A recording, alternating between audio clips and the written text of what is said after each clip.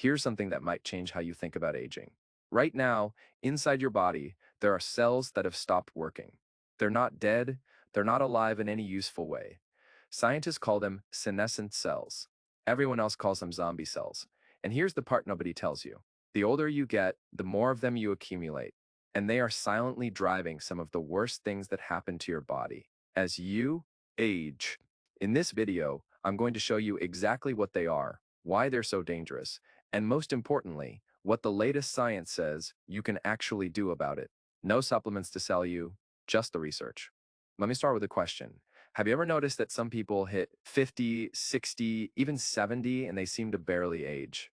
They're sharp, they're energetic, their joints work, and then there are other people the same age who feel like their body is falling apart. Part of that difference comes down to how many of these zombie cells have built up in their tissues. Now, I want to be clear, this is not about being perfect.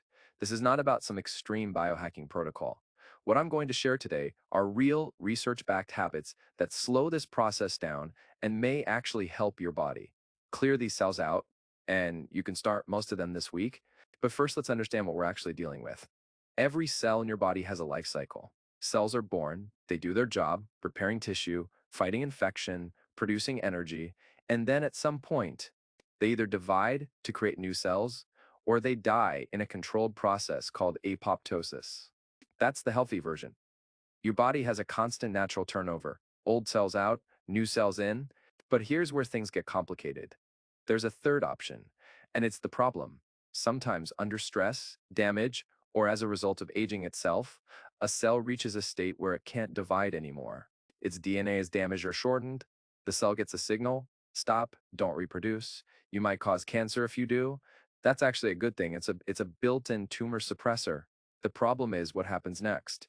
That cell doesn't die. It just stays. And it starts releasing a toxic cocktail of inflammatory signals. Researchers call it the SASP, senescence-associated secretory phenotype. Think of it as the cell leaking poison into its neighborhood. That poison inflames surrounding tissue. It tells nearby healthy cells to slow down. It can even trigger other cells to become senescent themselves, like a zombie biting another person. Hence the name zombie cells. Now, having some senescent cells is normal. When you're young, your immune system is very efficient at finding these cells and clearing them out. The issue is that as you age, two things happen simultaneously. You start producing more senescent cells because your DNA accumulates more damage over time, and your immune system becomes less efficient at clearing them. So they pile up in your joints, in your brain, in your cardiovascular tissue, in your fat cells. And scientists now believe this accumulation is one of the key drivers of aging itself, not just a symptom of it. Let me walk you through what the research actually links senescent cell accumulation to, minus, because this is where it gets personal, joint pain and osteoarthritis. A 2017 study published in Nature Medicine cleared senescent cells from the joints of mice and saw a significant reduction in arthritis progression. The same mechanism is now being studied in humans: brain fog and cognitive decline. Senescent cells accumulate in the brain, particularly in a type of cell called microglia, which is supposed to protect neurons. So when these cells go senescent, they start producing that inflammatory SASP instead. Scientists believe this contributes to the chronic low-grade brain inflammation linked to cognitive decline and potentially Alzheimer's disease. Cardiovascular disease. The walls of your arteries can accumulate senescent cells, which stiffen the vessel walls, promote plaque buildup, and reduce their ability to dilate properly. This is now considered a significant contributor to age-related heart disease. And here's one you might not have expected: muscle loss. As you age, the muscle stem cells responsible for repairing and rebuilding muscle can go senescent. When they do, your muscles literally lose their ability to recover and grow, which is part of why sarcopenia, or age-related muscle loss, accelerates after 50. Now, I want to be really clear here. This is not a death sentence. None of this is. These are mechanisms that science is now beginning to understand and, more importantly, beginning to figure out how to influence. So let's talk about that. In the last decade, a whole new field of science has emerged around something called Senolytics, compounds that selectively clear senescent cells from the body. The early results are genuinely exciting. In animal studies, particularly mice, clearing senescent cells has extended lifespan, improved physical function, reduced inflammation, and even reversed some signs of aging. Human trials are still early, but here's what we know so far. The most studied senolytic combination is dasatinib and quercetin. Dasatinib is a cancer drug. Quercetin is a natural compound found in plants. Together in animal studies, they're remarkably effective at clearing senescent cells. Human trials at Mayo Clinic have shown promising results in reducing senescent cell burden, particularly in diabetic kidney disease and pulmonary fibrosis. Now, I'm not telling you to take dasatinib. That's a powerful cancer drug with real side effects, and you'd need a doctor. But quercetin, that's a different story, and we'll get to it.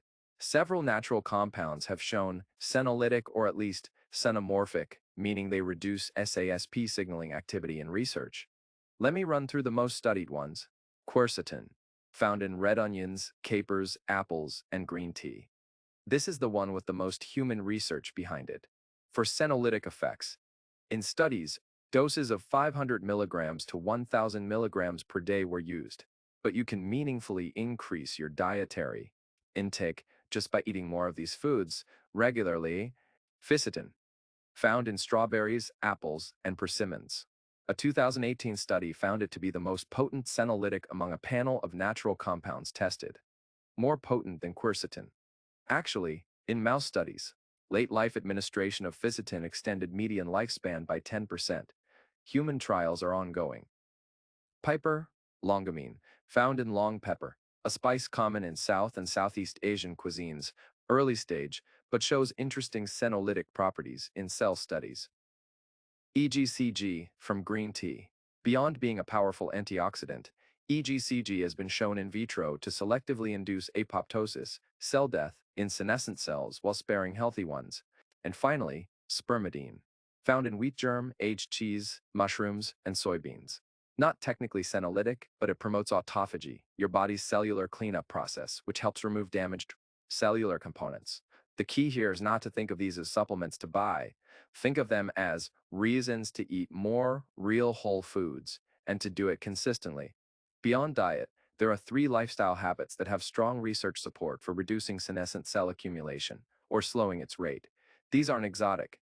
You've probably heard of all 3, but the mechanism connecting them to zombie cells specifically is worth knowing. Exercise is, without question, the most well-supported anti-senescence intervention we have. Multiple studies show that regular exercise, particularly resistance training combined with moderate aerobic activity, reduces the number of circulating senescent cells and the levels of SASP markers in the blood. A 2021 study in aging adults found that 12 weeks of resistance training significantly reduced P21, a key marker of cellular senescence in muscle tissue. The mechanism? Exercise activates your immune system's natural senescent cell clearance process, the same process that gets weaker as you age. You're essentially giving it a boost. Aim for at least 150 minutes of moderate aerobic activity per week, and critically, 2 to 3 sessions of resistance training. Not optional if you're serious about this. Caloric restriction has been one of the most reliable lifespan-extending interventions across almost every species studied, and one of the key reasons is its effect on senescent cells. Fasting activates autophagy, the cellular cleanup process. Mentioned earlier, think of it as your body's recycling system. During fasting periods, your cells ramp up this process and begin breaking down damaged components, including senescent cells. You don't need to do extreme fasting. The research on time-restricted eating within a 8 to 1 0-hour window, shows meaningful benefits for autophagy markers with relatively low lifestyle disruption. The key is consistency.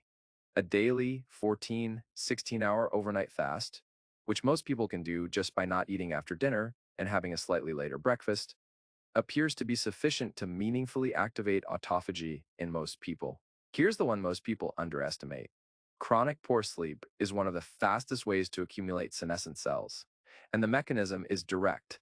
Sleep deprivation increases oxidative stress and DNA damage, which are 2 of the primary triggers that push cells into senescence. But it goes further.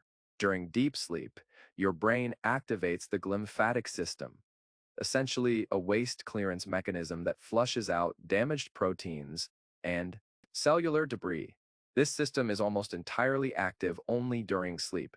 Studies show that even 1 week of consistently sleeping less than 6 hours increases circulating senescence markers measurably. So what does good sleep for senescence reduction look like? 7 to 9 hours, consistent bedtime and wake time, a cool and dark room. And this is important, limiting light exposure in the last 90 minutes before bed, which disrupts the hormonal cascade that drives deep sleep. That last one is free to implement tonight. So here's the summary. Senescent cells, zombie cells, accumulate as you age, releasing inflammation that drives joint pain, brain fog, heart disease, and muscle loss. But this is not inevitable. Exercise, time-restricted eating, sleep quality, and a diet rich in natural senolytic compounds like quercetin and fisetin are all showing real promise in the research.